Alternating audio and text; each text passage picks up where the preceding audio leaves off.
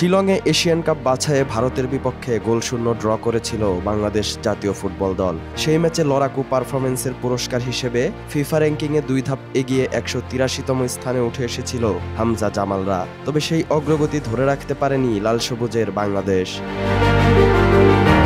গেল 10 জুন ঢাকায় নিজেদের মাঠে সিঙ্গাপুরের কাছে 2-1 গোলে হারের পর আবার পিছিয়ে পড়েছে বাংলাদেশ। ফিফার প্রকাশিত সর্বশেষ র্যাঙ্কিংয়ে 1 ধাপ নিচে নেমে 184তম স্থানে রাকিব তপু বর্মনরা।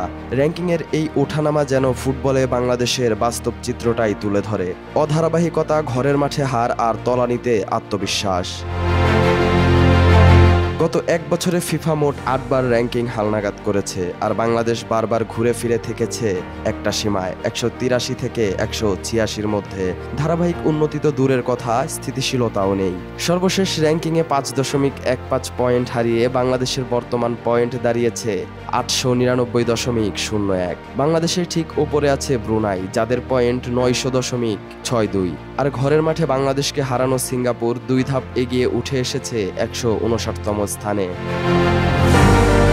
110তম অবস্থান ছিল ফিফা র্যাঙ্কিংয়ে বাংলাদেশের ইতিহাসের সর্বোচ্চ অবস্থান, তাও সেটা প্রায় 29 বছর আগে। অথচ মাঠের পারফরমেন্সে ধারাবাহিকতা না থাকায় সেই জায়গা হারিয়ে এখন র্যাঙ্কিংয়ের তলানিতে ফুটবল পাগল এই দেশটি। 2018 সালে তো একবার 197 নম্বরেও নেমে গিয়েছিল বাংলাদেশ। এই টালমাটাল অবস্থার গল্প শুধু সংখ্যার নয়, এটি বাংলাদেশের ফুটবল বাস্তবতার প্রতিফলন। পরিকল্পনার অভাব, কাঠামোগত দুর্বলতা আর আন্তর্জাতিক পর্যায়ে প্রতিযোগিতার জন্য উপযুক্ত প্রস্তুতির ঘাটতি।